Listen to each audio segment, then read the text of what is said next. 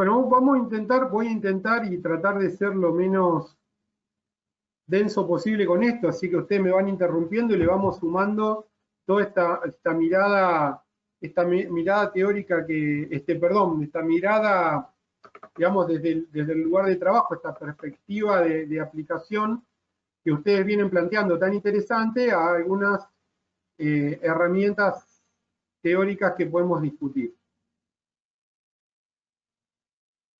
Quiero ver, a ver ahí. Ahí está. Bien. Vamos.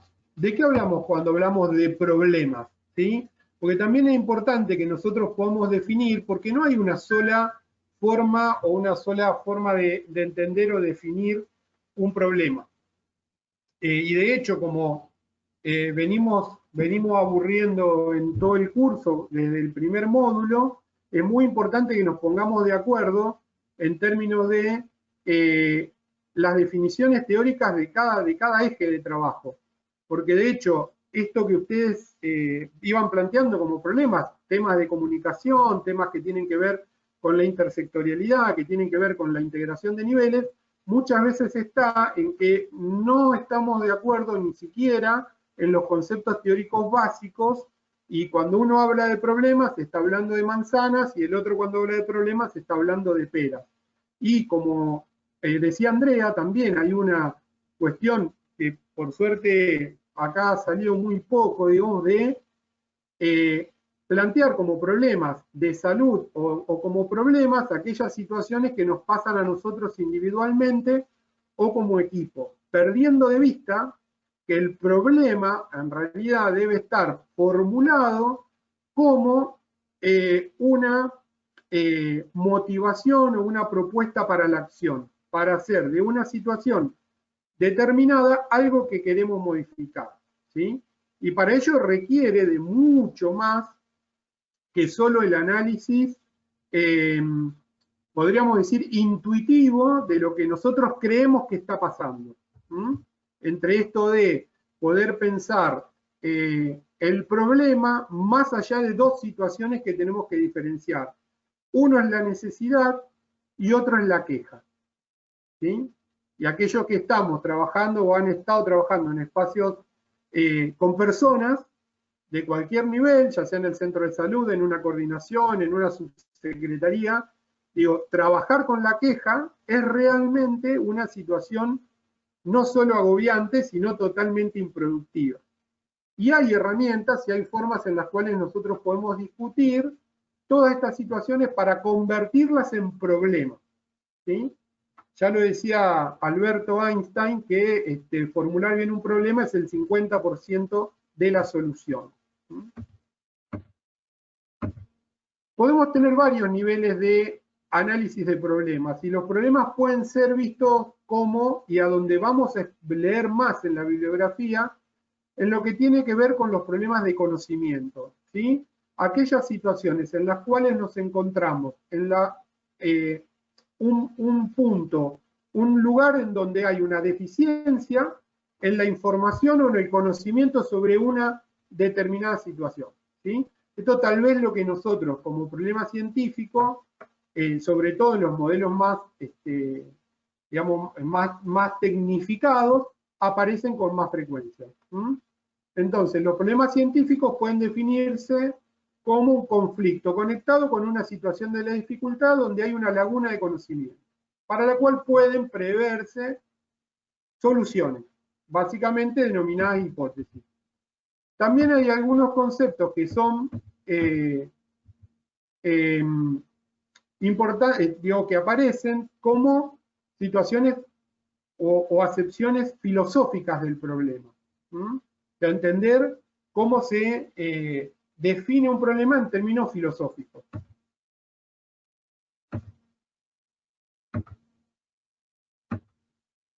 Y esto, se me va rápido porque está con otro tiempo, perdón. Ahora sí. Ustedes lo ven un poquito más lento que yo, por eso por ahí se me pasa. Entonces, podemos asumir que aquellos problemas entendidos como problemas de conocimiento tienen un carácter objetivo, un carácter subjetivo y constituyen una necesidad de conocimiento. ¿Sí? Hay un hueco de conocimiento en el cual ese conocimiento no está disponible. Como les decía, también hay algunas definiciones, esto lo vamos a pasar rápido porque son definiciones, como les decía, más filosóficas. Incluso hay una definición del diccionario filosófico enciclopédico de la Academia de Ciencias, o sea, cuando nosotros intentamos definir o pensar qué entendemos por problema, podemos tener tanta complejidad en las definiciones que nos podemos ir no por las ramas, sino por las recontrarramas, ramita y hoja, porque digo, el término en sí problema involucra tantos aspectos que es fundamental que nosotros podamos definir sobre qué trabajamos cuando queremos problematizar una situación, ¿sí? Por eso jugué con todas estas definiciones posibles. Lo vamos a pasar.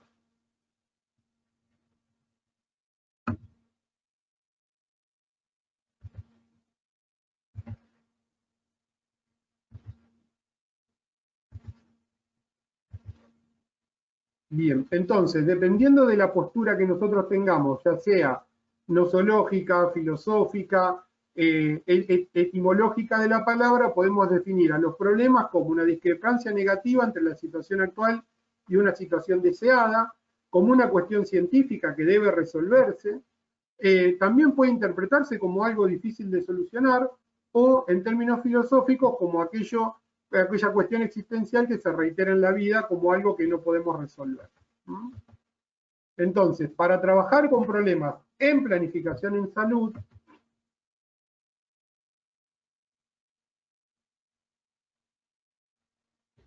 no sé por qué esa carita, porque no es tan difícil tampoco. Vamos a tomar, bueno, esto es una frase que está dentro de la bibliografía que me pareció interesante poner, que es una frase de Carlos Matus que dice: un gobierno no puede ser mejor que su selección de problemas. Ese es su techo, alto o bajo, según sea la calidad de selección, ¿sí? Todo aquello que nosotros hablamos muchas veces como decisión política, que han escuchado cuántas veces lo que falta es decisión política, volviendo a la cuestión de la palabra falta. Porque está todo para hacerse, pero falta decisión política. En realidad, tiene que ver aquello que nosotros definimos como posición política o definición política, simplemente a qué se establece como problema prioritario. Un gobierno se va a diferenciar de otro por aquello a lo que prioriza, o aquella situación que resuelve o que define resolver primero. Y esa definición, ¿sí?, de problema y esa definición de priorización es lo que va a dar la calidad, digamos, o el espacio de gobierno que va a tener ese gobierno, digamos. ¿Qué tan alto, qué tan bajo va a ser su techo? Esta es una definición de Mario Rovere, ¿sí?, en la cual, de las que habíamos visto como las 4 posibles, digamos, toma un problema como una brecha entre una realidad observada por un actor social y un valor o deseo de cómo debería ser esa situación. Y esta definición nos involucra directamente porque no aparece el problema como una cuestión abstracta que ocurre independientemente de las personas o independientemente del contexto, ¿sí? Necesariamente los problemas no pertenecen al campo de los hechos concretos, sino al de la subjetividad. No hay problema si no hay sujeto, ¿sí? Porque precisamente en esta definición involucra una situación observada con contraste con lo que aquellos que como observadores pretendemos que sea. Y son los sujetos los que establecen, perciben, en base a lo que piensan, a su sistema de valor, a sus experiencias previas, a sus intereses, su intencionalidad, esta brecha entre lo observado y lo deseado. O sea, nosotros construimos el problema en términos, a ver, ahí aparece, como construcción social a partir de una cierta explicación de la realidad en lo que vamos a basar nuestra acción. O sea, nosotros entendemos esto como un problema, proponemos una acción para modificarla. ¿Hacia dónde modificarla? Hacia donde nosotros creemos que tiene que estar. En esto, si bien hay, como les decía, no hay problemas sin sujeto, sin observador, también hay estrategias que pueden superar la mirada subjetiva, individual o intuitiva sobre qué es lo que está pasando. Para eso, para que eso no pase, digamos, para que todo sea una cuestión, como les decía, meramente de reclamo, de queja, o poder diferenciar entre un problema y una necesidad, tenemos que entender que un problema está formulado como tal toda vez que designe un estado negativo de una cierta realidad que puede ser modificada, ¿sí? Y no está formulado como problema cuando alude en forma directa a la ausencia de una solución predeterminada, ¿sí? Cuando nosotros hablamos de en forma directa la ausencia de una solución que ya de antemano determinamos la solución, estamos hablando de una necesidad. Siempre un ejercicio para entender si la formulación del problema está correctamente hecha es analizar cuántas soluciones tiene.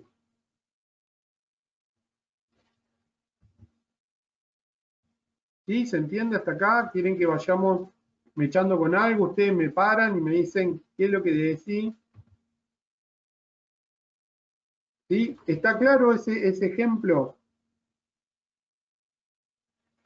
O sea, la diferencia entre problema y necesidad.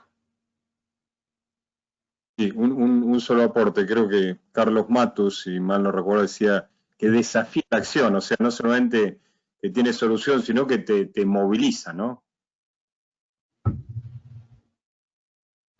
Bien, sí, en términos, no existe formulación del problema si no es para una acción, por eso es un momento de la planificación estratégica y, digamos, como hecho aislado en realidad carece de valor, eso ya lo vamos a ver. Pero es muy importante porque nosotros vemos con mucha frecuencia, y esto lo decía Andrea hoy, digamos, como esta cuestión estanca y en el texto que ustedes van a tener, van a ver el ejemplo, dice, el problema, se junta la Junta Barrial de un centro de salud y plantea que el problema es la falta de una ambulancia. Y la única solución que hay a la falta de una ambulancia es que haya una ambulancia. En realidad, no hay un problema, sino que está planteado en términos de una necesidad. ¿Sí? Falta una ambulancia. Ahora, cuando uno hace las preguntas adecuadas y empieza a reformular las causas que provocan esa necesidad de la ambulancia, van a surgir, y en este ejemplo aparecen, en realidad porque aumentó la violencia en el barrio, porque hay situaciones en las cuales el sistema de emergencia no actúa. Entonces, en realidad nosotros necesitamos una ambulancia en el barrio porque la del 107 no llega, la del SAME no llega, y porque antes había un herido por año y ahora tenemos un herido todos los días, porque aumentó. Entonces, ya el problema no es la falta de ambulancia, que era planteado como una necesidad, sino en realidad el problema, y lo que sí empieza a tener distintos niveles de intervención, es el aumento de la violencia en el barrio y la falta o la escasa respuesta del sistema de emergencia en ese lugar donde nosotros estamos trabajando. ¿Sí? Entonces, transformamos esto que está planteado como una situación de una única salida a algo en lo cual podemos tener distintos niveles de intervención, ¿sí? Y que podemos problematizar. ¿Sí?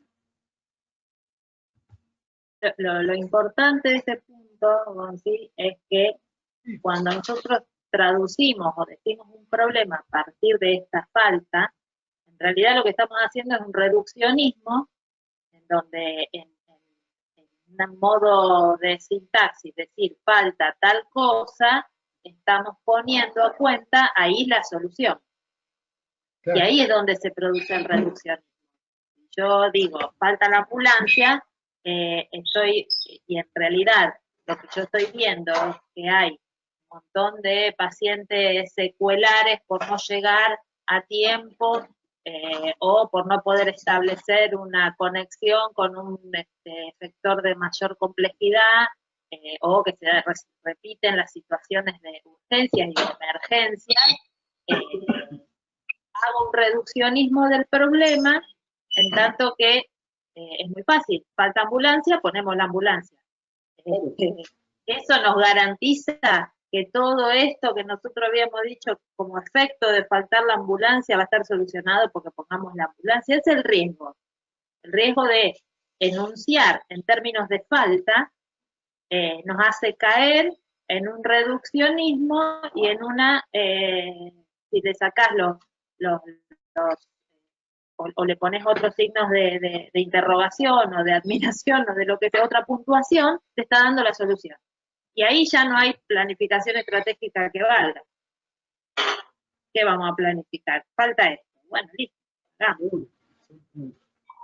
Sí, un ejemplo que les puedo dar, digamos que tal vez sea un poquito más rebuscado, pero es el aumento de las consultas. Le doy un ejemplo, digamos, de la vida real. El aumento de las consultas de pediatría, en la guardia de pediatría de un hospital de segundo nivel, que conllevó a que se tenga que incorporar un pediatra para atender esas consultas, ¿sí?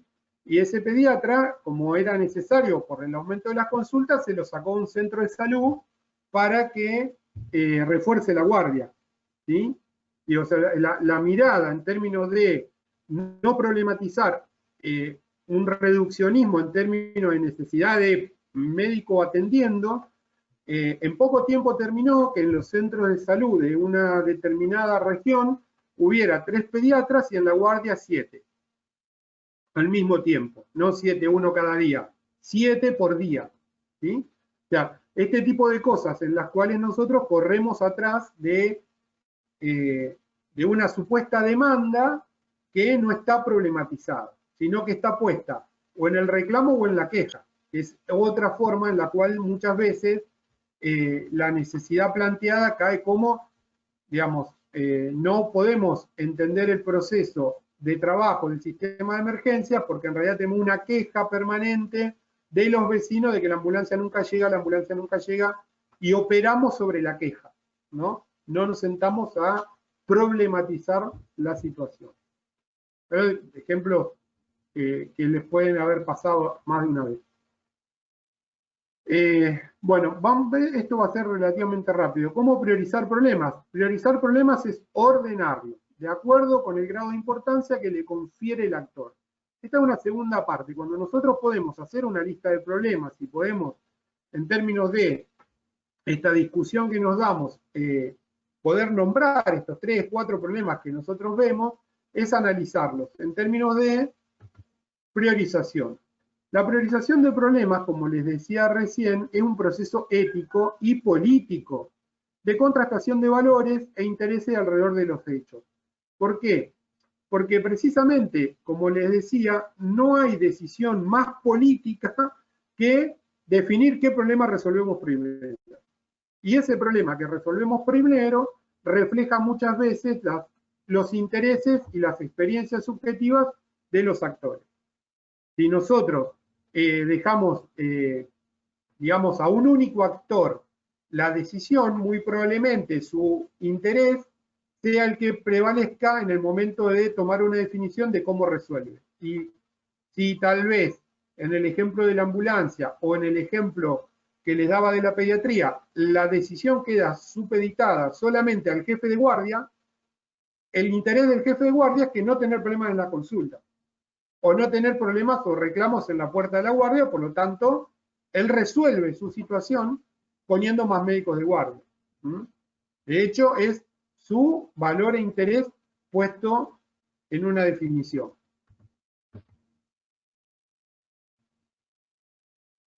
Pero bueno, podemos también tomar algunas herramientas como para hacer una priorización de problemas, y para esto hay varias herramientas en términos de otorgar puntaje, después les vamos a sumar algunas en la bibliografía, pero básicamente lo que queremos ver acá son puntualmente las definiciones, ¿sí? ¿A qué llamamos valor político? Un problema tendrá más o menos valor político de acuerdo al grado de legitimidad que aporta su resolución al actor que planifica, ¿sí? Esto que decimos. ¿Cuánto de, digamos, de interés tengo que el problema se resuelva en función de cómo me legitimo yo en la medida que lo resuelvo? ¿Sí? ¿Se entiende? O sea, en términos de el equipo de salud trabajando con una comunidad en la cual hay un reclamo sobre la organización de los turnos, y eso se problematiza en el equipo, el resolverlo y el que eso se resuelva de acuerdo a cómo fue planteado, las necesidades del equipo, las necesidades de la comunidad, aporta legitimidad al equipo que lo resuelve. Ese es un problema, por ejemplo, que tiene un alto valor político en términos de legitimidad para el equipo de salud. Esto obviamente que lo podemos analizar en cada uno de los niveles de donde se plantea el problema.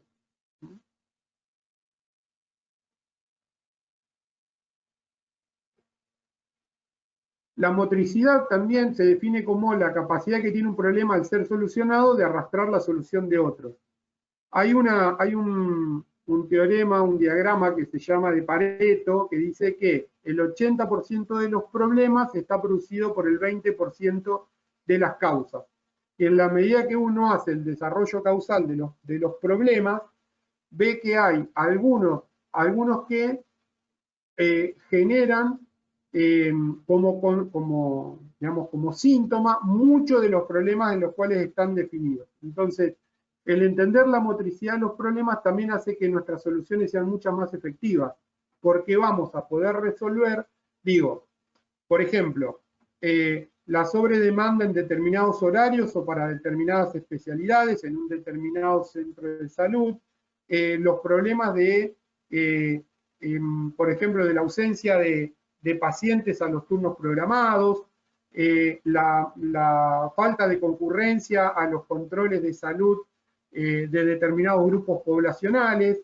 Cuando uno los analiza, pueden estar relacionados a precisamente el sistema de turnos que tenemos en el centro de salud. Si nosotros nos ponemos a resolver cada uno de estos puntos, en realidad tenemos un esfuerzo que, si logramos resolver el sistema de turnos, vamos a resolver todos esos problemas o esos descriptores que veíamos que nos estaban, digamos, generando situaciones en el centro de salud. Si nosotros reformulamos el sistema de turnos, vamos a mejorar la espera, el ausentismo, la falta de controles, vamos a resolver muchos problemas. En términos de elegir de acuerdo a la motricidad, nos permite ser más efectivos en la solución del problema. La vulnerabilidad refiere a la existencia de métodos o tecnologías adecuadas para su resolución. Bueno, esto más que claro, digamos, hay problemas en los cuales en el momento del actor que planifica, en realidad no tiene la capacidad ni los métodos para resolverlo, ¿sí?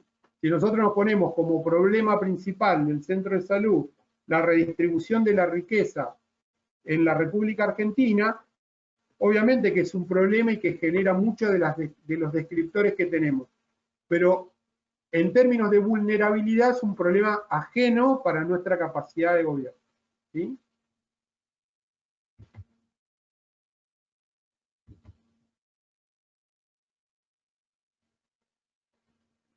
Factibilidad es la disponibilidad por parte del actor que planifica de los recursos para dar cuenta del problema, va en sintonía con la vulnerabilidad. Magnitud hace referencia fundamentalmente a la cantidad de afectados por el problema. Cuando nosotros tenemos recursos limitados y tenemos que, en esto, priorizar sobre los problemas que tenemos que intervenir, la magnitud también es un punto importante a tener en cuenta al momento de seleccionar el problema prioritario. Cuando nosotros hablamos siempre de problema prioritario, hablamos de aquel que definimos que vamos a resolver primero, y no el que puede ser entendido como el más importante de los problemas que tenemos en nuestra lista, ¿sí? La prioridad no necesariamente tiene que ver con la importancia, ¿sí? Con lo que nosotros creemos que es más importante.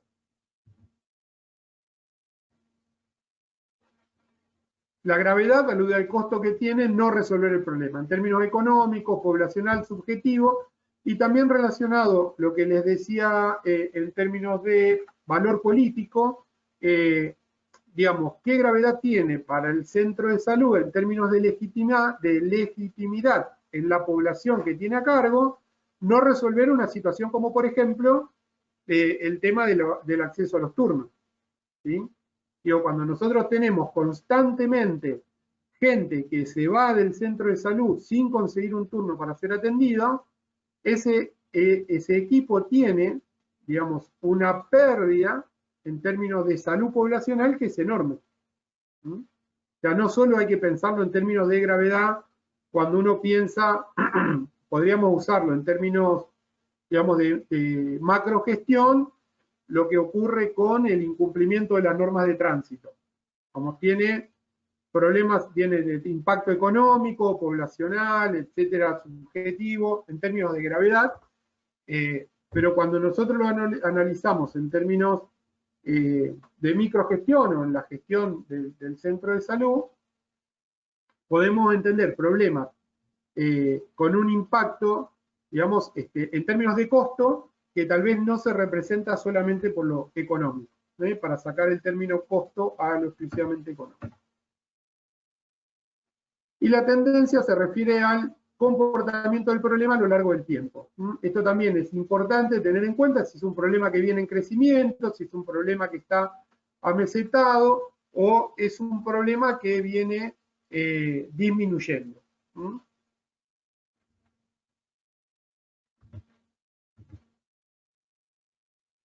Bien. ¿Estamos hasta acá? ¿Cómo vamos? Va muy enredado. Sí, dice Andrea. Muy enredado hoy. No dije nada. Ah, no, vi tu movimiento de cabecita así para abajo diciendo, sí. Bueno. Bien, ¿cómo podemos describir un problema? ¿Sí? Los problemas se describen a través de sus manifestaciones o síntomas, ¿sí? Estos síntomas nos dicen de la existencia del problema. ¿Por qué nosotros nos damos cuenta de que hay falta de capacitación en tecnología? ¿Sí? Esto que decía la compañera, el equipo que dice, no sé cómo hacerlo, no entiendo. ¿Cuáles son a nosotros estos síntomas que nos dicen que el problema está ocurriendo?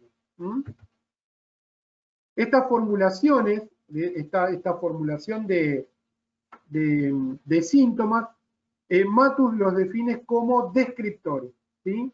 Los descriptores del problema deben ser precisos y deben ser monitoreables. Tengo que tener el momento que nosotros los definimos, la capacidad de ver qué ocurre con el problema, ¿sí? Con estos descriptores, para poder analizar en las intervenciones cuál es el efecto que tiene la intervención, ¿sí? Independiente de uno de otro y necesario para dar cuenta del problema tal como está formulado. Como nosotros, cuáles son los descriptores, ¿sí? O los síntomas que nos ponen de manifiesto de que esto es un problema, ¿sí? Por ejemplo, tomo por ejemplo la ausencia de planificación estratégica que dijo la compañera. Pero ¿cuáles son los descriptores? ¿Cuáles son los síntomas que nos ponen en evidencia esa ausencia?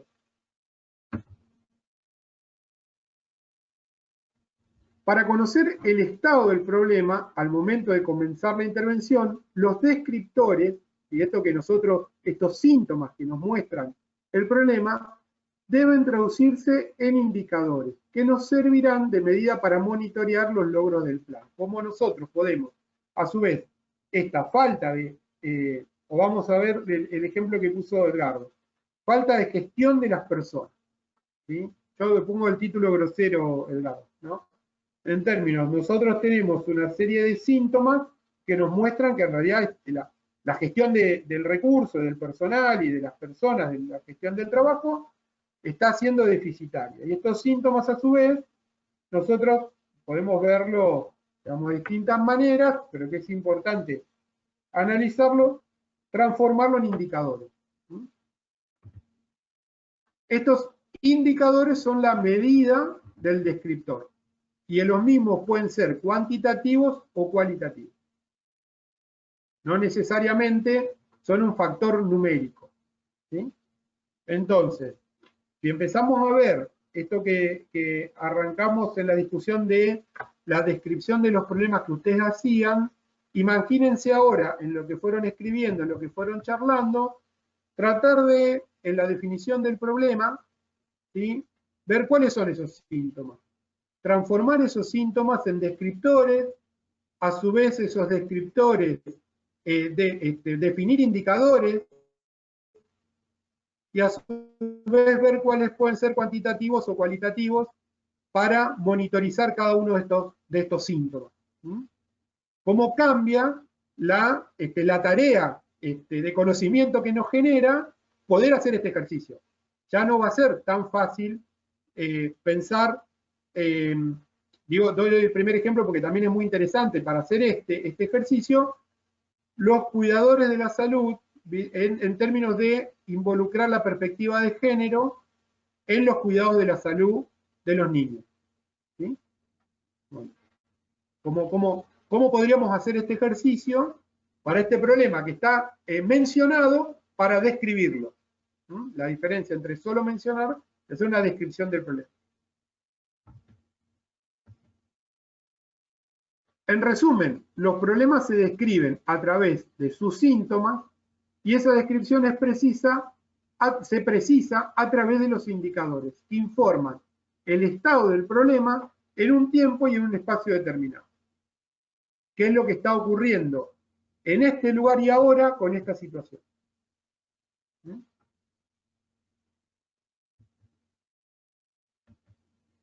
Es interesante, Gonzalo, si uno se vuelve a parar en esto de falta pediatras en la guardia, en el hospital general. Sí, lo habremos escuchado. Si uno lo plantea de este modo, es muy difícil percibir o analizar los síntomas o los descriptores y mucho más transformarlo en un indicador. Ahora, en realidad ve como un problema que llegan niños a la consulta de guardia que no han sido atendidos oportunamente, no es con una emergencia en términos de un accidente, sino que están llegando ya con un broncoespasmo, que el centro de salud estaba cerrado, no estaba el pediatra o lo que sea, o tiene dificultades en su funcionalidad o en alguna de las dimensiones de la accesibilidad, ya el problema ahí está planteado de otro modo. Entonces, posiblemente estos síntomas, que son muchos niños en la consulta de la guardia, pocos niños adscritos a un equipo concreto en el centro de salud, puedan transformarse luego en una intervención y con mayor descripción del problema, por supuesto, en ciertos indicadores que nos den cuenta si vamos por el buen camino en lo que planificamos o no, porque disminuye la cantidad de niños que van a la guardia, o podemos hacer una visualización de que las causas no están en relación a no haber sido atendido oportunamente en el centro de salud, ¿se entiende? Digo, ahí como rápidamente, si podemos definir esos descriptores, los vamos a poder transformar en ciertos indicadores cuantitativos o cualitativos, cantidad de niños que vienen, o esta cosa más de la adscripción, de la atención oportuna, del control del niño sano. Claro, si estamos en un barrio con centros de salud, la mayoría de las veces están cerrados, lo que sea, y no están pudiendo tener turnos para control del niño sano, bueno, es muy probable que terminen todos los pibes con una situación de urgencia en la guardia del hospital. Ahí es donde... A ver, Fernanda, ¿quería decir algo? Ah, perdón. No, porque lo vi a Edgardo levantar la mano también, pero... Ah, sí, los dos estaban. Siguiendo la misma línea, acá en el partido de Jaime Pueyrredón, Mar del Plata y Batán, tenemos muchísimas consultas de problemas odontológicos, odontalgias, infecciones y demás. O sea, sería lo mismo si hacemos actividad de prevención, promoción, bueno, que tiene que ver con una cuestión histórica, política y demás, o ponemos odontólogos en las guardias. Claro, ponés odontólogos en la guardia o empezás a incorporarlos a los equipos de salud con los insumos necesarios, con la cantidad de horas necesarias, con un paradigma de atención en la salud pública, en salud bucal, que no esté asociado solamente a la extracción o a la atención de la urgencia. Mirá cuántas cosas hay dando vueltas que están vinculadas a esa cantidad. Es muy común que una de las primeras 10 patologías más frecuentes de una guardia general sea el problema con las odontalgias, los accesos, los pleones hipercépticos, el piso de boca y todo lo demás. Pero digo, ¿cuál es la solución? ¿Meter un odontólogo y un sillón adentro de una guardia? Sí, y que incluso, por otro lado, lo ve un médico en la guardia, o sea, el problema de lo ve en la guardia, que obviamente, qué sé yo, hace lo que más o menos le parece. Sí, pero además ni siquiera se solucionaría con un sillón. Vamos a ponerle que con un sillón. Bueno, entonces el tipo agarra y le arranca los dientes cuando llegan ahí. Disculpen que sea tan bestia con mi propia disciplina, pero hacemos cada bestialidad de que realmente no me sale de otro modo. Cuando en realidad no es que falta un dentista adentro de la guardia, no. Está faltando resolver estos problemas oportunamente, equipo de salud, en el primer nivel de atención, bueno, todo lo que eso nos lleva. Sí, un ejemplo que ni siquiera lo resuelve el médico, muchas veces la enfermera, porque lo que hace es colocar un analgésico. Ahora, ¿qué pasaría si la guardia tuviera la capacidad en el mismo momento de otorgar un turno programado en el horario en el que el paciente quiera para el odontólogo que está trabajando en el hospital en manera centralizada o en el centro de salud, que pueden ser no necesariamente todos, pero si yo tengo territorializado 3 centros de salud en donde tengo atención odontológica por lo menos de 6 a 8 horas por día, yo puedo, en cierta manera, si realmente planifico mi acción, ser correctamente la puerta de entrada al sistema, la guardia, y en vez de expulsar a la persona con un analgésico, al cual va a volver indefinidas veces, hasta que se arranque la muela con una puerta, o sea, un cable que lo tiren con la camioneta, digo, si pudiera otorgar el turno programado en el horario en el que el paciente puede concurrir, y además existiera en el país de las maravillas, que además fuera en ese horario y el odontólogo lo esté esperando, y le diga, hola Raúl, llegaste a tiempo a tu turno programado. Digo, hay dispositivos que a veces por inercia de lo que estamos acostumbrados a hacer, se nos escapan como posibilidades y que en realidad son tan simples como un cuadernito o una hojita que tenga impreso, digamos, a dónde están los sillones odontológicos y cómo se llama el odontólogo que está parado al lado, ¿no? Bueno, no sé, había otra compañera, me parece que había levantado la mano, ¿puede ser? Sí, que en realidad el tema que había pensado inicialmente era el de turnos, y lo usaste como ejemplo toda la presentación, pero bueno, nada, me puso a pensar en cómo lo había planteado, y en realidad algo que me quedó pensando de antes, esto de la capacidad de gobierno que tenemos en la solución del problema, era esto de que no quede en una queja, sino en la resolución de esta problemática, porque si uno no tiene, digamos, gobierno sobre la problemática planteada, queda en la queja y no puede, a nivel de la gestión o la microgestión que uno puede tener a nivel del centro de salud, algún nivel de acción o de modificación de la problemática. Y esto de los turnos, y pensaba en que nos quedamos siempre en el recurso humano y en la cantidad de recurso humano cuando planteamos la dificultad de los turnos, ¿no? Pensaba el ejemplo de la pediatra y mover un recurso humano de un lugar al otro, simplificando la problemática de la demanda o de la oferta que podemos ofrecer en los diferentes niveles de atención. Y que no queda exclusivamente en la cantidad de recursos humanos, que es a donde solemos caer diciendo que podemos solucionar cantidad de turnos o demanda espontánea o programada con un recurso más o un recurso menos. Pensaba también en el ejemplo de recién, decir que alguien vaya con un turno programado o un turno de control de niños sanos. ¿Cuánto de eso tenemos que revisar en nuestras prácticas, de lo necesario o no, en el sentido de cómo llega la gente y accede al primer nivel de atención? Y de qué modo lo tenemos que variar para que llegue realmente. Yo tengo la opinión, y es una opinión personal, y lo podemos discutir y trabajar, que es la idea. Yo creo que la agenda de turnos es tal vez el elemento de mayor potencia de política sanitaria de la que dispone un equipo hoy, la más rápida para cambiar la realidad. Porque si hay algo sobre la que un equipo de salud tiene gobierno, es sobre su propia agenda de trabajo.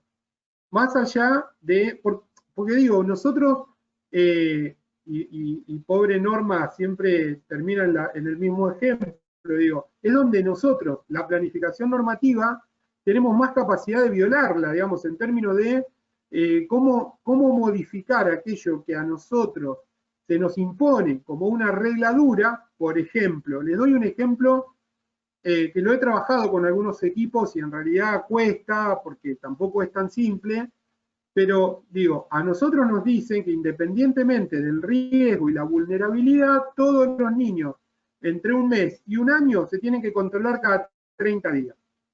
Ahora, si yo puedo gestionar mi agenda de turnos como equipo y puedo definir que hay chicos que tengo que ver cada 10 días, hay chicos que tengo que ver cada 15, y hay chicos que tengo que ver cada 3 meses, independientemente de la norma, puedo tomar decisiones sobre las poblaciones vulnerables, ¿sí? A las cuales, pero para eso, yo tengo que tener ciertas herramientas como, por ejemplo, saber cuál es mi población, tenerla nominalizada, porque si yo me paro solo desde la demanda, digamos, de atender a quien viene, eso no lo puedo hacer.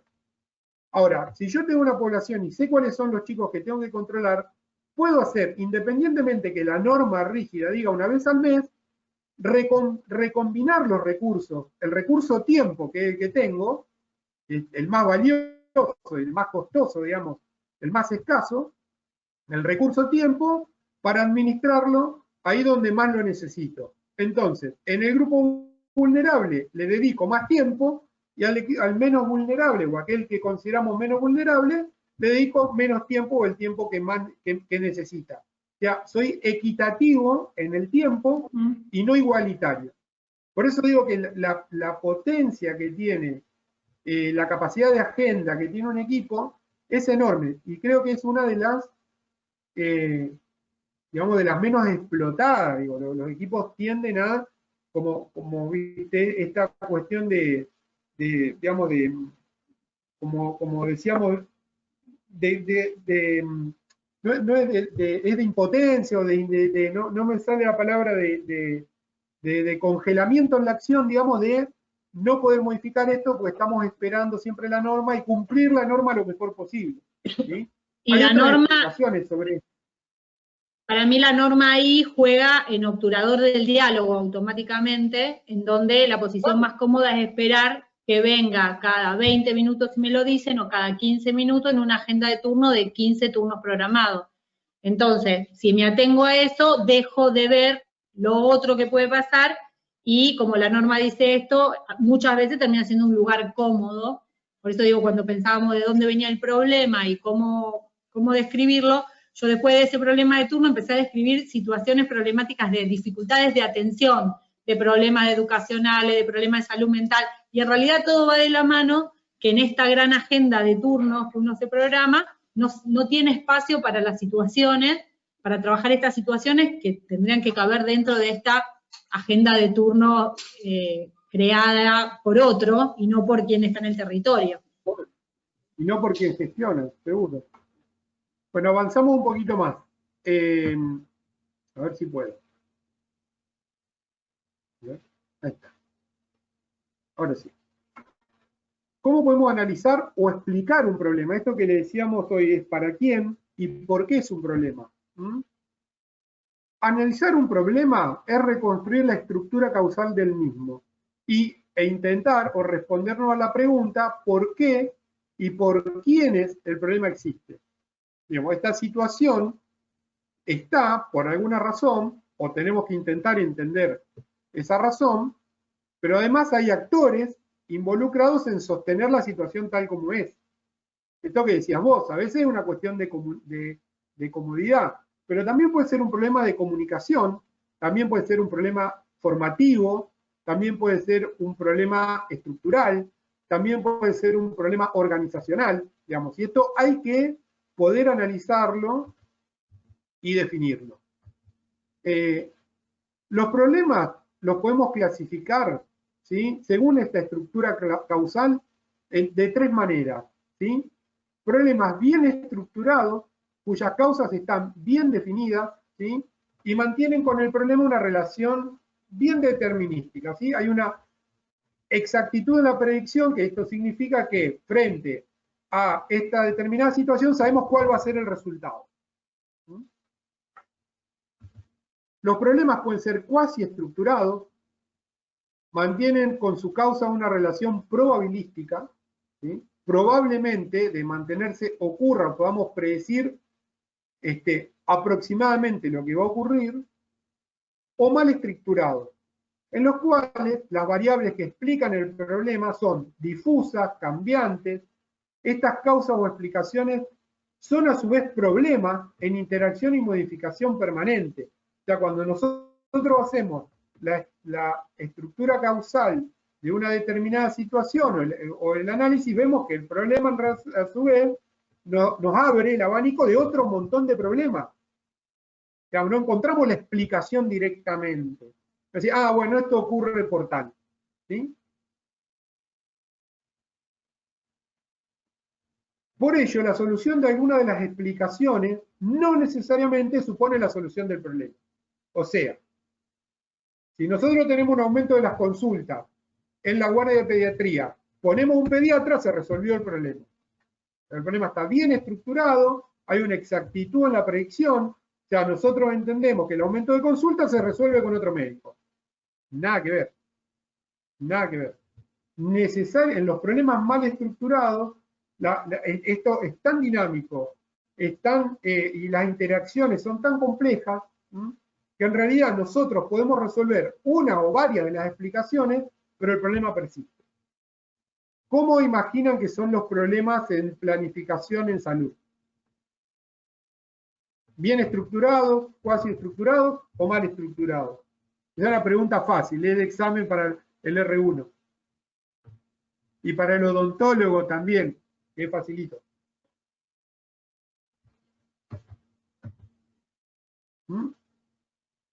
Los problemas sociales y particularmente los problemas de salud son problemas, digamos, mal estructurados, tienen esta dinámica.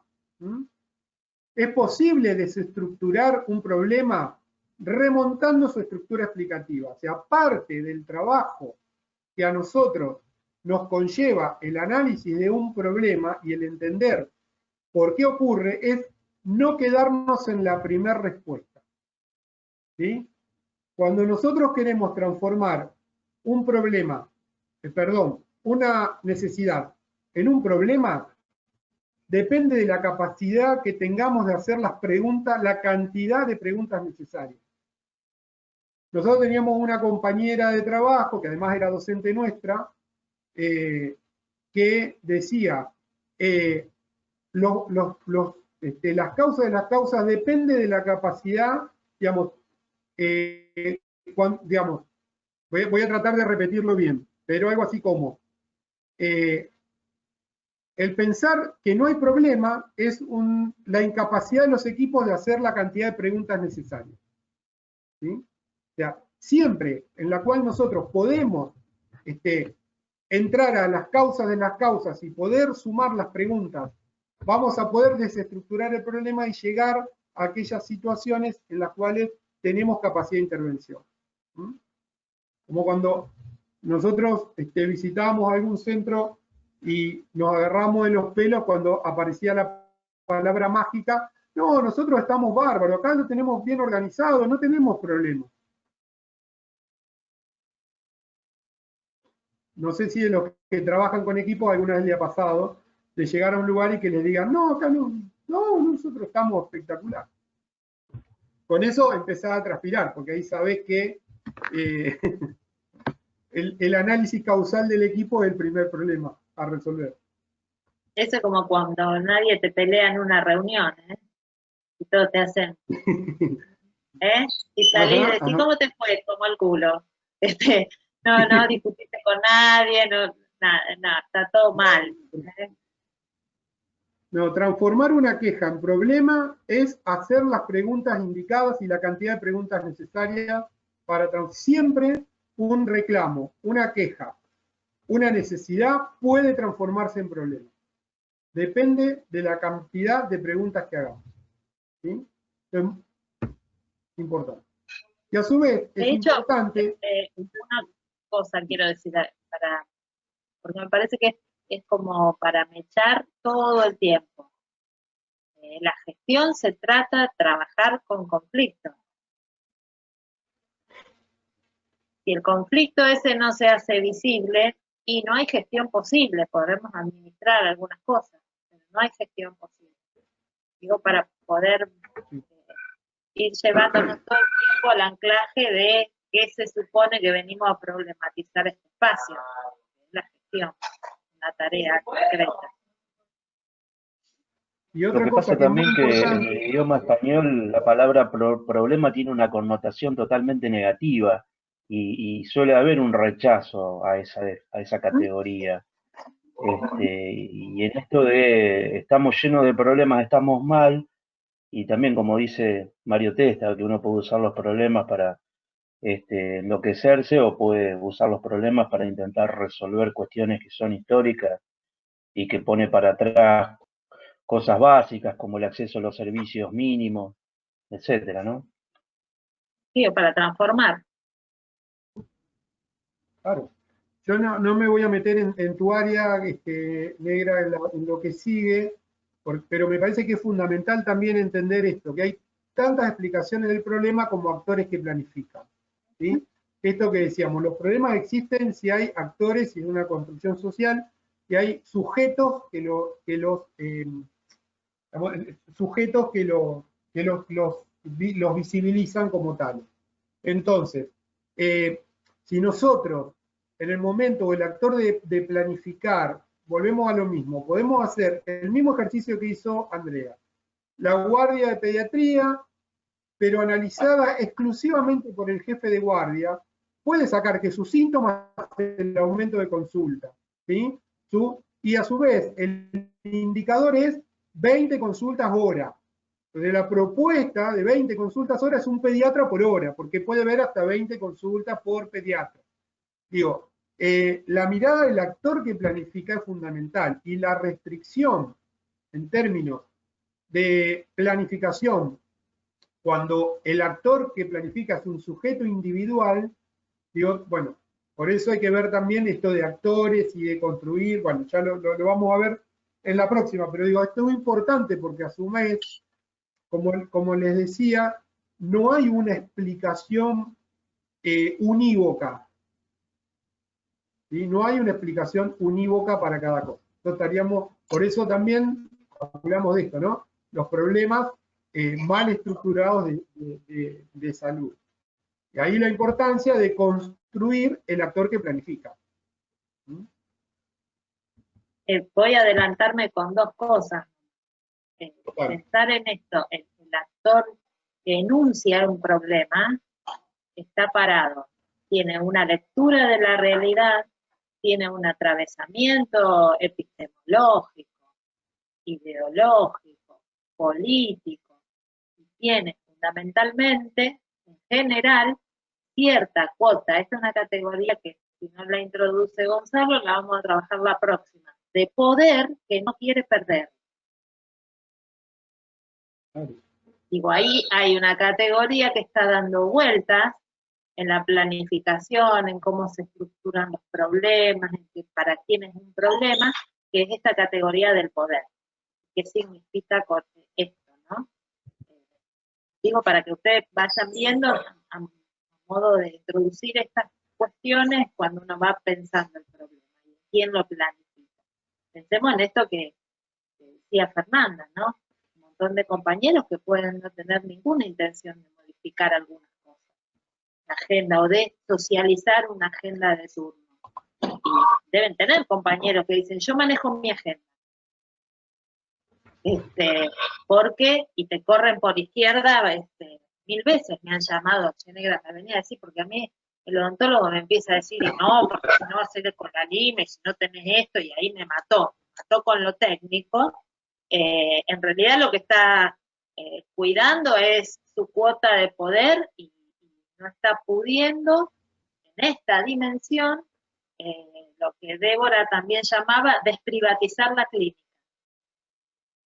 Ponerla ahí en cuestión. Porque la clínica no es solamente la cuestión técnica, disciplinaria, es otra cosa.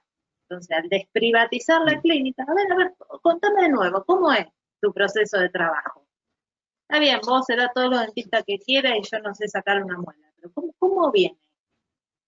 Y ahí es donde se empieza a recortar un supuesto poder, que es lo que me da este conocimiento y me permite endogámicamente decidir yo solo, quién le doy turno, quién no. Yo solo decido qué es importante y qué no, solamente a partir de un cierto saber. Sí, o por ahí en el mismo ejemplo que dabas vos de los compañeros o compañeras que por ahí, viste, les cuesta en este proceso involucrarse en la transformación de agenda de turno, y cuando vos te sentás a hablar te dicen, no, lo que pasa es que yo los lunes y martes vengo al barrio El Pozo.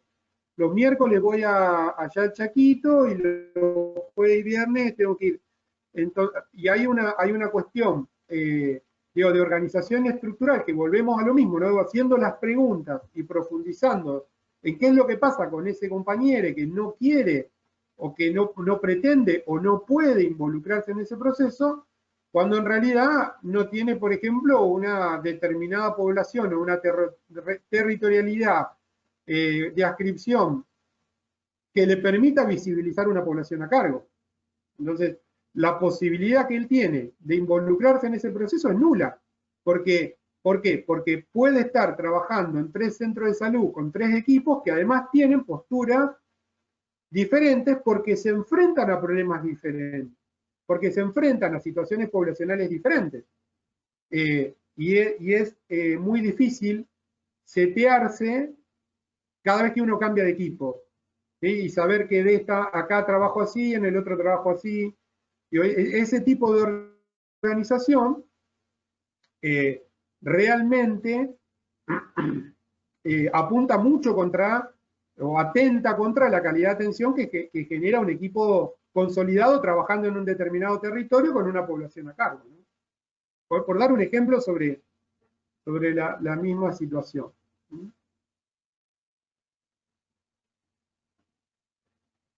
Bien, creo que con esto terminamos, si no me equivoco. Sí.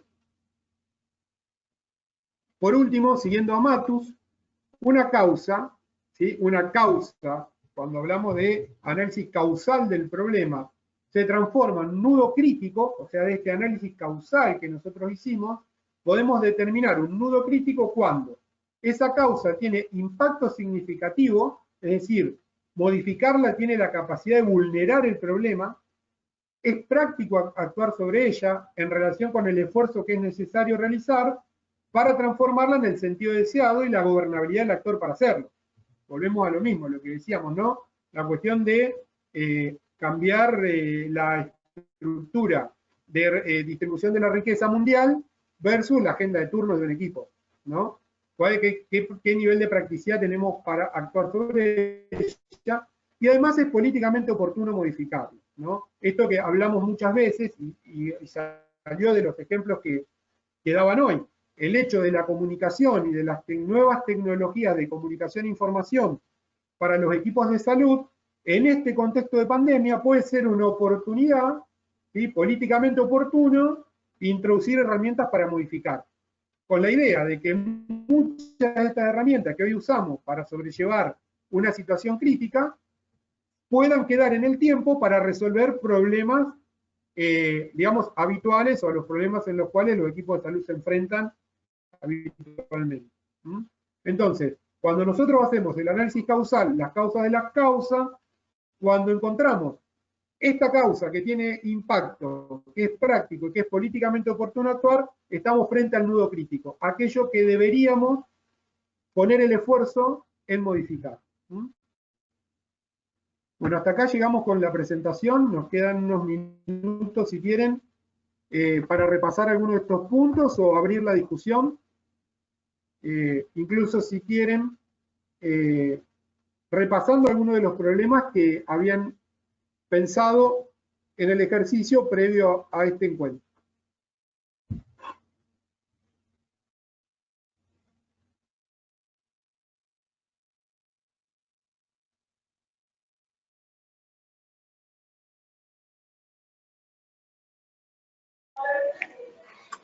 No digo, siguiendo... perdón.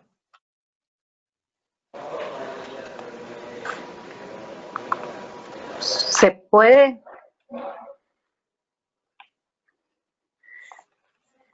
Sí, se puede, ¿cómo no se va a poder? Bien, yo por ahí, buenas noches. También escuchando cada uno de los aportes, también coincidí en el tema del diálogo y de la comunicación en el equipo. Por ahí, escuchándolos, tengo experiencias previas en la parte pública, ahora estoy trabajando en el ámbito privado, estoy en un sector de sanidad, donde justamente hay una estructura muy verticalista, pero también hay posibilidad de uno poder ser un factor de cambio y de poder trabajar como uno está formado o como uno se siente más cómodo o según la creencia de uno, ¿no? Tradicionalmente ahí es un modelo de administración, no de gestión, donde a partir de mi incorporación a ese equipo multidisciplinario, yo pude ir haciendo cambios, poder hacer reuniones de equipo, poder participar entre todos, más allá de que obviamente siempre tenemos una normativa o un lineamiento, poder adaptar a la realidad de cada uno y poder ser un factor de cambio. Creo que el diálogo es lo más importante y también la capacitación es muy importante, tanto ya sea en conocimientos científicos como capacitar a cada uno de estos titulares o jefes en poder saber que podemos gestionar un servicio y no solo administrar u ordenar o siempre estar en el rol de jefe. Creo que poder involucrar a todos los participantes y las distintas disciplinas es enriquecedor y también al involucrarlos también se hace cada uno responsable de un rol y de poder aportar a los compañeros.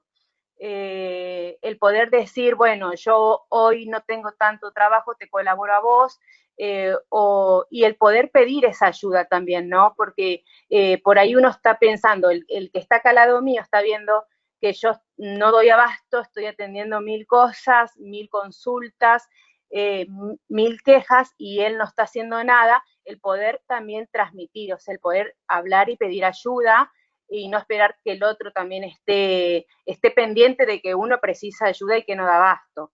El poder transmitir ese pedido de ayuda y el poder también estar predispuesto a brindar esa ayuda. No hacerse oídos sordos y dejar que el compañero lo resuelva individualmente. Más allá de que obviamente siempre tenemos un jefe que nos va a estar bajando lineamientos, el poder ser cada uno partícipe de un cambio y poder dar ese pequeño granito de arena para poder trabajar y gestionar todos, ¿no? Y poder hacer un cambio en una estructura que está muy arraigada y muy vertical. Nada más eso. Gracias. Coincido con lo que dice Marcela. en esto de la capacitación, ¿no? No solamente capacitación en gestión, de cómo a veces las autoridades o cada uno de nosotros gestionamos la capacitación en un procedimiento, capacitación o actualización, ¿no? Porque un montón de personas se han capacitado y después no se han actualizado, pero incluso nos ponemos a pensar en una guardia, siguiendo el ejemplo de guardia, a ver, sabemos que en la gran mayoría de los lugares el personal de guardia es el recién recibido y que no tiene experiencia en guardia y que por ahí ni siquiera tiene un título de una especialidad acorde a la guardia. Entonces digo, refuerzo esto, la gestión de las personas, la capacitación en gestión, en trabajo en equipo o en un procedimiento puntual, en un ámbito puntual.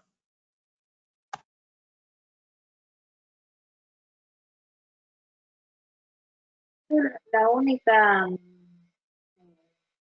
cuestión que quería alrededor de lo que decía Marcela, sobre todo, me parece que el tema de la capacitación es un tema que habría que ver esta insuficiencia en ciertas capacitaciones qué síntoma produce. ¿Entiende, Edgardo, lo que digo? Lo que decía antes Gonzalo, ¿no? Para saber si con capacitación estas cosas se solucionarían. Y después pensar esto, Marce, es complejo cómo se piensa la gestión de un equipo, o sea, de un servicio, un centro de salud, en términos de todos somos gestores, porque la verdad es que encadenar y en hacer algunos acuerdos respecto a algunos procesos, y hay alguien que tiene que tener una mayor responsabilidad en torno a el cumplimiento de los acuerdos. Hay una cuestión teórica que desarrolla Guattari, Sartre, ellos hablan de los grupos objeto y grupos sujetos. ¿Hablamos de esto en algún momento? En donde esto, ¿no? Bueno, ojo con no transformarnos en esos grupos objetos, en donde tan horizontal es de todo y no es de nadie. Somos todos responsables, pero no es nadie responsable. O esta estructura tan vertical de, bueno, si no me dan la orden yo no obedezco y sigue esta vida. Traigo estas cosas para que podamos ir pensando en qué complejo que es llegar a ciertos acuerdos, donde sí hay uno que gestiona y tiene mayor responsabilidad que el otro. Esto es así. Eso no quiere decir que no tenga que hacer ciertas estrategias y ciertos modos que permita hacer un acuerdo con quienes además en otra dimensión llevan a cabo la tarea, junto conmigo, quien gestiona. ¿Se entiende lo que digo? No es que todos somos iguales, todos tenemos la misma responsabilidad, todos. Y eso hace también al problema y a la viabilidad y al lugar que ocupo como actor hablante de la estructuración del gobierno. Claro, ahí está, Andrea, el tema también obviamente que alguien tiene que hacer, llevar una coordinación adelante, pero bueno, es difícil a veces dejar de lado, abrir esa puerta y dar espacio al planteamiento de ese problema sin sentir que se está perdiendo esa autoridad. Yo creo que hay veces que uno tiene miedo a abrir la puerta y escuchar la queja, el reclamo, el problema, por miedo o a no tener soluciones o no tener capacidad de respuesta, y también por miedo a perder una autoridad. Creo que esta situación se ve en todos los ámbitos en los que, ya sea público o privado, el hablar, el diálogo, por ahí es un problema, un factor común, ¿no? ya sea con los compañeros o con las autoridades. Sí, me parece que también se juega más que la autoridad, la legitimidad. La construcción de legitimidad no es una pavada. Primero que es una cosa muy importante para el rol del gestor, que coordina algo, procesos de trabajo, etcétera, es muy complejo. No si no tiene autoridad, si no tiene legitimidad poder hacerlo. Lo mismo que un equipo de salud, que no ha podido construir cierta legitimidad con la comunidad o la población a quien se supone que tiene con quien se supone que tiene que solucionar los problemas de salud, es muy complejo poder hacer algo. Y va más allá de la autoridad, sino de cómo se construye legitimidad a partir del abordaje de problemas concretos y de estimular o diseñar junto con nosotros posibles intervenciones.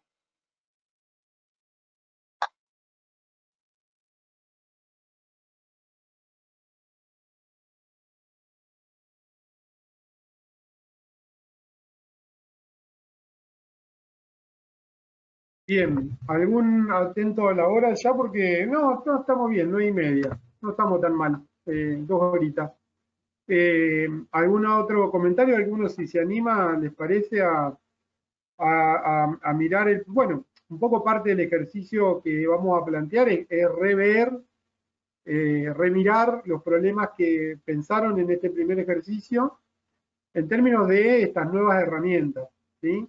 Y siempre la idea es que, más allá de la discusión teórica, que es muy interesante, a la cual nos tenemos que, en cierta manera, someter, entre comillas, para ponernos de acuerdo de qué estamos hablando, siempre la mirada en estas discusiones que damos desde cómo pensar la gestión y cómo pensar los sistemas y los problemas, etcétera, es en términos de que nuestras acciones de trabajo sean transformadoras y que no sean, en realidad, y lo vamos a ver también cuando veamos mucho de lo que ustedes hablaron hoy, vamos a repetir cuando discutamos el tema del proceso de trabajo en salud, digamos que no sea un agobio y un desgaste en términos de que uno no logra ver el resultado o el impacto del resultado de su trabajo, porque no sabe el por qué o para qué está haciendo lo que hace,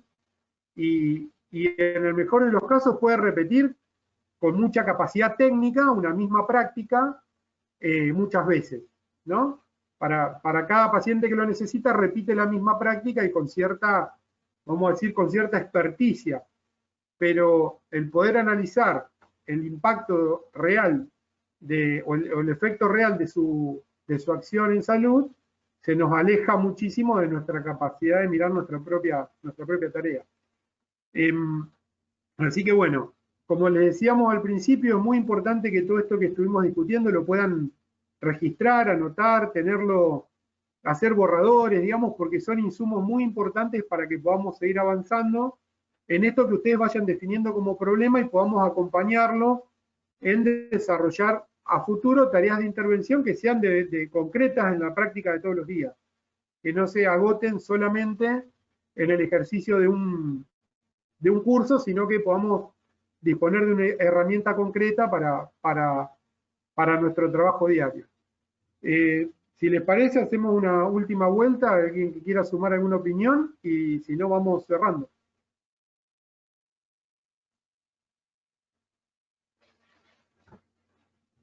Nati. Sí, yo quería decir algo con respecto, bueno, a lo que dije al principio y con respecto a algo que se dijo, y poner un poco en marco por ahí este problema que yo lo puse tan abstracto y en realidad no fue un problema, sino, digamos, como un interés mío, digamos, lo de la perspectiva de género. Yo quería justificarlo, digamos, desde una cosa que se dijo, que tiene que ver con escapar de esto de ir apagando incendios, de ir tomando como problemas de la cotidianidad, digamos, y resolviendo esos problemas que todo el tiempo surgen día a día, que mañana van a surgir, que surgieron esta semana, que uno está atrás de tratar de responder o dar respuesta a esos problemas en la función que como responsabilidad le corresponde, y tratar de, también creo que está en alguno de los textos, escapar de esa cuestión de la urgencia y tratar de poner en agenda alguna cuestión en una perspectiva diferente, pero claramente esto sin actores, o sea, tratar de poner algo en la agenda, ¿no? Escapar en esa trampa de estar atrás de los problemas de todos los días y tratar de decir, bueno, por ejemplo, realmente estamos cumpliendo las funciones de atención primaria, de promoción y prevención.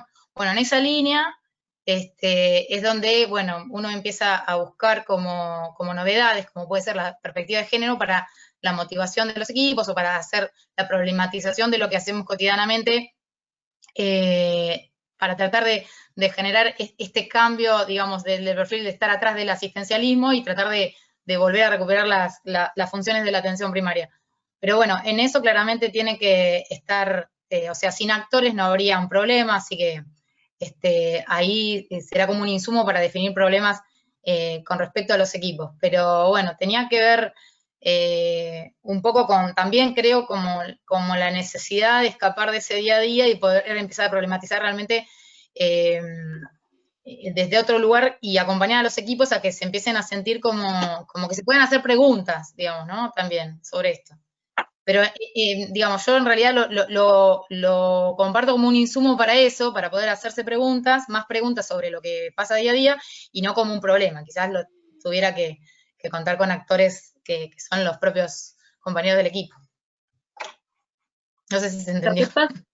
Sí, Natalia, lo que pasa es que incluir la problematización, la perspectiva de género, es ir apelando a nuevas herramientas conceptuales y metodológicas que nos permitan una mayor explicación a ciertos problemas. Porque si vos te parás, como dijiste hoy, en que hay situaciones de salud vinculadas a la crianza o a los cuidados de los niños, en donde la estrategia que se da es reproductora de la inequidad que tiene, por ejemplo, la Organización Social del Cuidado, eso es estar agregándole una categoría nueva, un desarrollo nuevo que no viene de salud, viene de la economía feminista, quienes cuidan, cuánta guita se lleva o cuánto tiempo se lleva el acto de cuidar, por qué siempre son las mujeres las que cuidan, qué hacemos nosotros que estamos reproduciendo esto que produce tanta inequidad y desigualdad de género. Entonces, en realidad es incorporar otras perspectivas que salud recién ahora está incorporando para desandar o desagregar un problema, pero metiéndole esto también. Y la perspectiva, cuando uno habla de perspectiva, transversaliza problemas, transversaliza situaciones, transversaliza modos de pensar, porque está poniendo esa mecha todo el tiempo ahí. Y no me parece para nada una locura, sino me parece que le agrega complejidad para poder aportar una posible solución un poquito más adecuada, además adecuada a ciertos nuevos paradigmas, me parece bien. Y agrego muy cortito que... Perdón, después si tenemos, ojalá tengamos un poquito de tiempo con epidemiología y eso, en función de estudiar las desigualdades en salud, algo de la perspectiva de género y la interseccionalidad, o a lo mejor les doy algunas introducciones o títulos y después el que le interesa o la que le interesa me lo pide y lo desarrollamos un poquito más así en el 1 a 1, porque si no, no terminamos nunca. Como decía hoy Gonzalo, vamos a terminar mañana. Sí, no, yo un mínimo agregado. En términos de lo que vos planteás, en realidad la discusión y la idea de esta discusión de hoy es que muchas veces corremos atrás de situaciones que no son problemas. Y vos te decís el problema diario, el problema a lo cual nosotros nos enfrentamos todos los días que no permite ver a largo plazo. Digo, habría que rever con esto, digo, si aquello que nosotros, a los cuales nos sometemos todos los días como situaciones que debemos resolver urgentes, en realidad son síntomas de problemas que no estamos resolviendo, porque en realidad vamos a resolver el síntoma y no al problema, porque no podemos problematizar la situación. Muchas veces corremos atrás de la queja, atrás de la demanda, esa demanda no está, digamos, ni siquiera analizada como para poder decir, no, estamos frente a un problema. A veces lo que pretendemos con esto es precisamente encontrar herramientas para dejar de correr atrás de los síntomas, entre comillas, y empezar a construir soluciones para los problemas, ¿no? Que nos resuelvan estas situaciones diarias de una manera mucho más efectiva, porque si no, precisamente la repetición de acciones para resolver siempre lo mismo, que al otro día vuelven a estar en la misma situación después de nuestro trabajo, es lo que nos lleva al agobio, a la impotencia y muchas veces a después a replegarnos, digamos, nuestro trabajo a cuestiones puramente técnicas, porque precisamente esto que vemos que hacemos todos los días un esfuerzo que se agota en sí mismo, ¿no? Pero muchas veces lo que nos falta es el ejercicio de entender con estos síntomas cuáles son los problemas y tratar de llegar al nudo crítico, en donde con el nudo crítico, digamos, podemos tal vez enfocar acciones que son mucho más duraderas en el tiempo y de mucho mayor impacto en el trabajo de todos los días. Bueno, si les parece cerramos, seguimos la discusión por el foro. Recuerden que está el foro de grupos para hablar directamente con el tutor. Tenemos el foro general también para poder subir cualquier comentario, bibliografía accesoria que quieran subir. Y los invitamos a poder hacer, como dijo Andrea, escribir o tratar de hacer algún reflejo escrito de todo lo que ustedes mismos plantearon como problemas hoy, y este análisis que hicieron muy interesante para tener de insumo para lo que sigue en el curso. Así que bueno, gracias a todos, buenas noches, y el próximo encuentro virtual es en 15 días,